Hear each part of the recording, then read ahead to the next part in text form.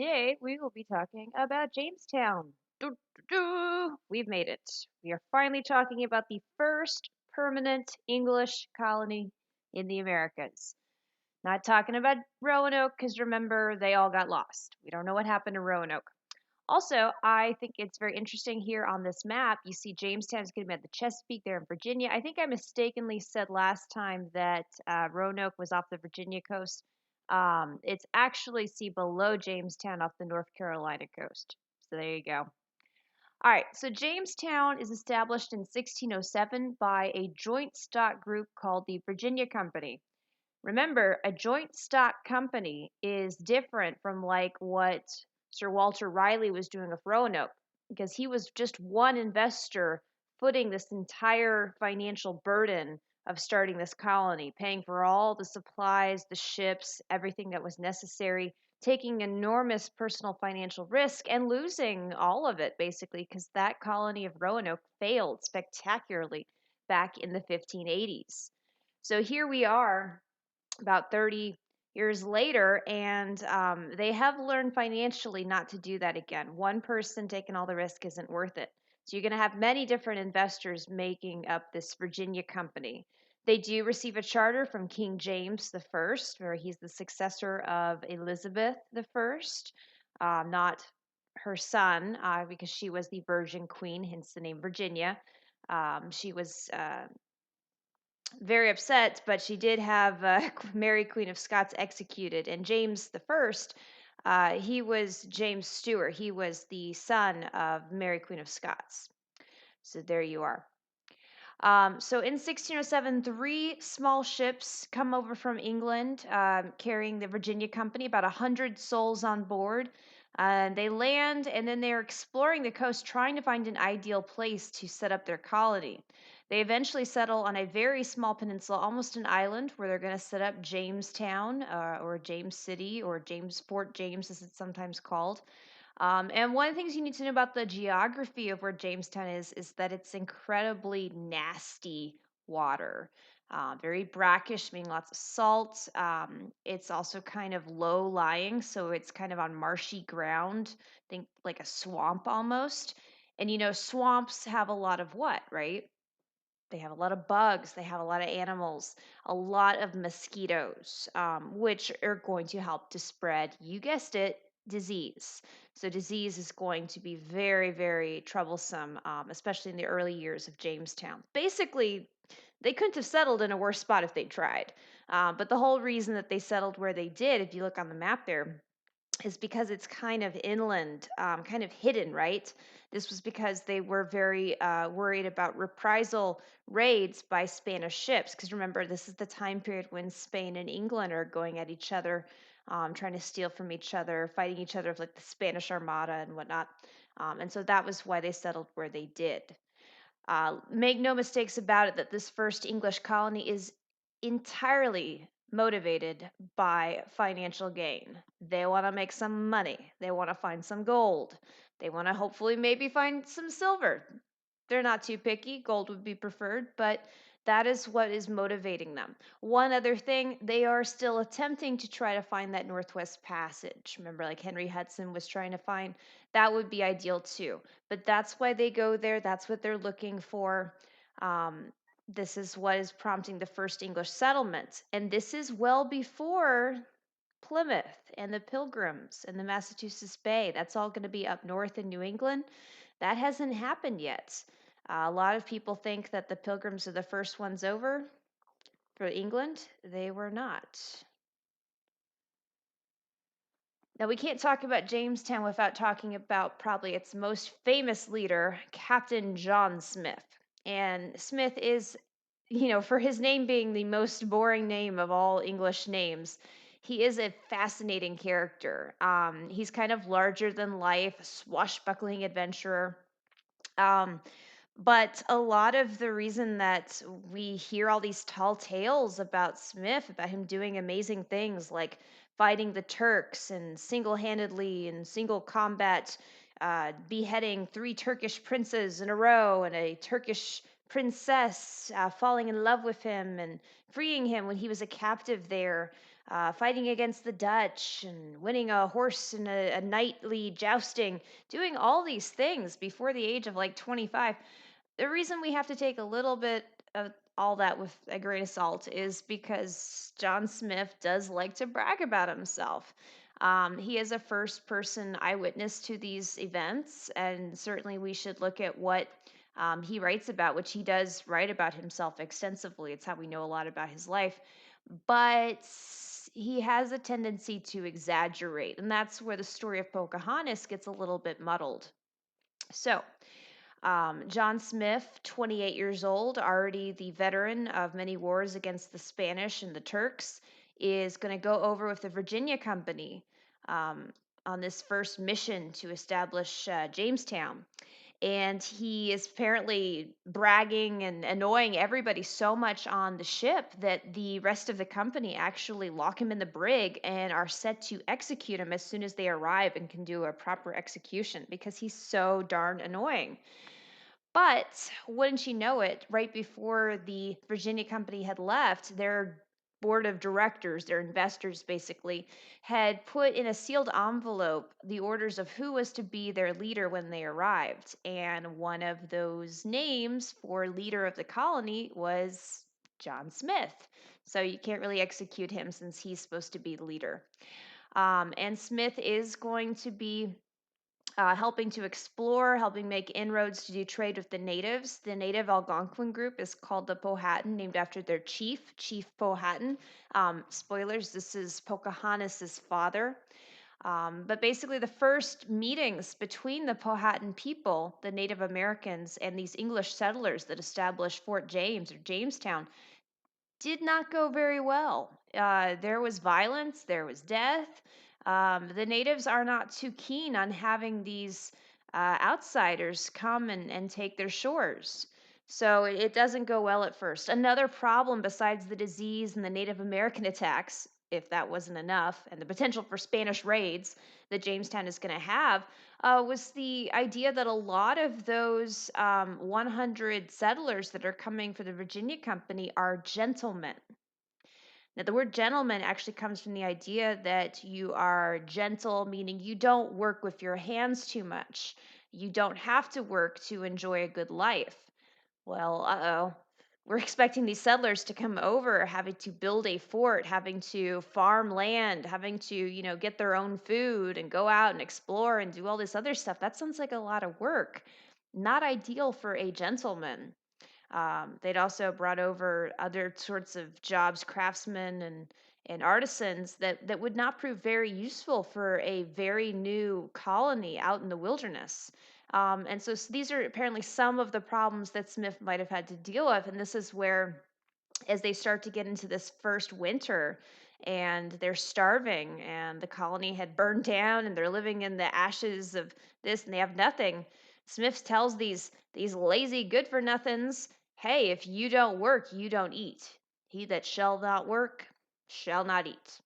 And kind of gets the colony going with an iron fist of control. So we don't know how much of that is true or how much of that is Smith exaggerating, because even if some of these men that came over were gentlemen or not well suited to this, they do very quickly, within a matter of months, erect an entire fort. I would call that some pretty hard work. Well, Smith eventually he'll have perhaps an inroad with one of Powhatan's young daughters named Pocahontas. We will talk more about that in a second. But eventually, he gets injured, severe burns from a cannon explosion accidentally going off, or as Smith liked to think, an assassination attempt. But again, that could be his dramatic flair. And so he has to go back to England. And the winter of 1609 to 1610, this very young, very fragile colony is hit really hard. It was called the starving time. The colony goes from 400, they'd had several ships bring more settlers in, the first women to come over, more supplies. Um, But the colony during the starving time goes from 400 to 65. And Powhatan and the Native Americans, very smartly, were keeping the English basically locked inside their fort, trying to starve them out and get them to leave. So things look pretty bad for the English. Remember, Roanoke was a failure. Jamestown's looking like it's going to be an even bigger failure. And then comes Pocahontas. Huh. There you go, guys. That's what I eat. Because chicken. Okay. Unfortunately, the Jamestown settlers did not have a lot of chicken. So they're going to have to rely on the Native Americans who do not want them there. Enter young Pocahontas. Now, she's actually one of like many children that Chief Powhatan has. And at the time of the famous, Disney movie, All the Colors of the Wind, don't worry, I'm not going to actually sing. She's only 11 years old, maybe 12 at the most. Wrap your mind around that for just a second, guys. That Pocahontas is only at the most 12 years old at the time of the events of the movie when she and John Smith are doing their stuff. That's kind of icky by today's standards, but here's the thing. It most likely, like 95%, sure, did not go down that way. First off, remember that John Smith is kind of an unreliable eyewitness. He likes to exaggerate, and he doesn't mention anything about Pocahontas saving his life from her dad until like 17 years after the event might have occurred. Kind of suspicious. All right. And Pocahontas, she never actually marries John Smith or herself ever says about meeting him or having any relationship. It's possible that the two could have met. They were at the same area at the same time. And it's possible that this event could have taken place. For the Powhatan, it could have been a ritual meant to integrate John Smith into their tribe.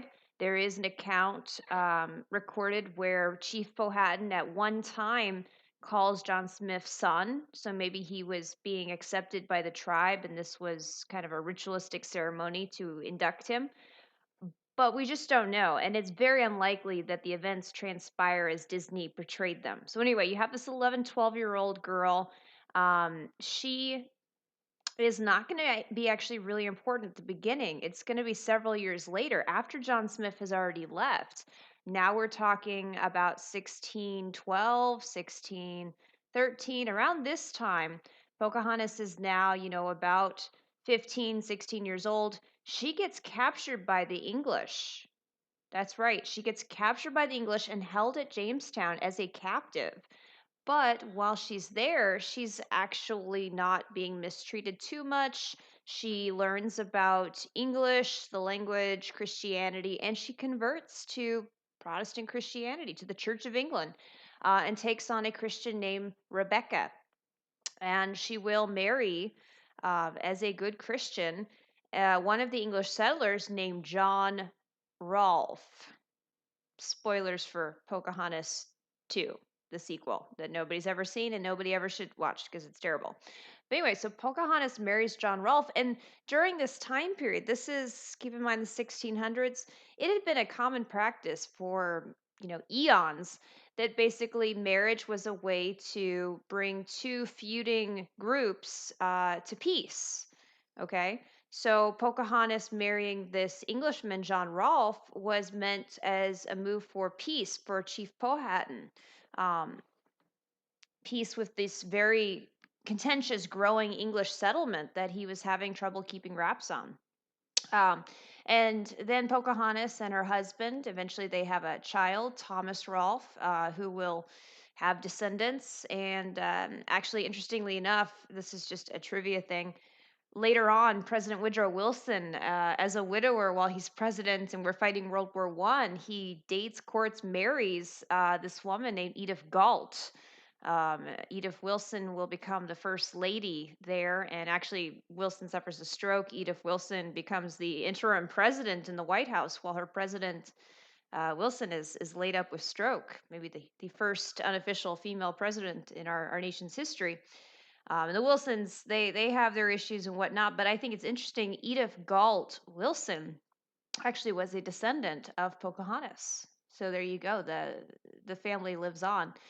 But she sadly, she goes around the English court. She may have had a run-in with John Smith, who she'd known when she was younger, and then she even meets the Queen, King James's wife, and is a huge celebrity in the court. Here's this native woman dressing in European finery, taking on the name Rebecca, speaking eloquently in English, well, the Shakespearean English that they had at this time. And then she contracts, of course, European disease and dies. And so, and just at about the age of 17, Pocahontas is dead from disease in London. That's where she meets her end.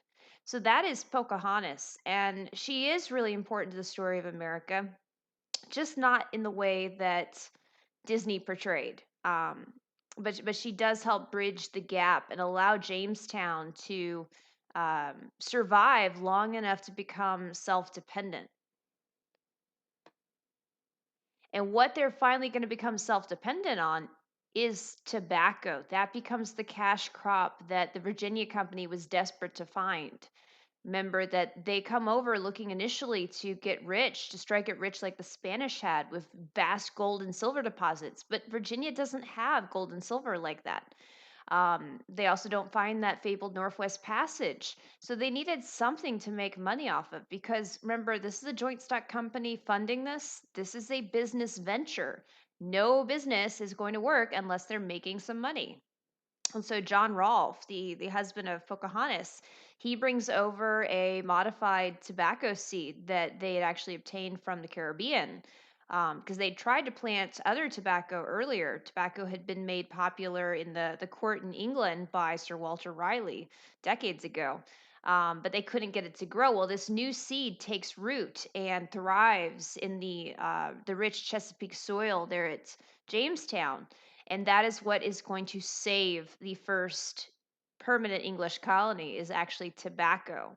Jamestown booms because of this. Now, the Virginia Company, they find they're not making rich with gold or silver. Their major, valuable commodity is land to plant tobacco crop on.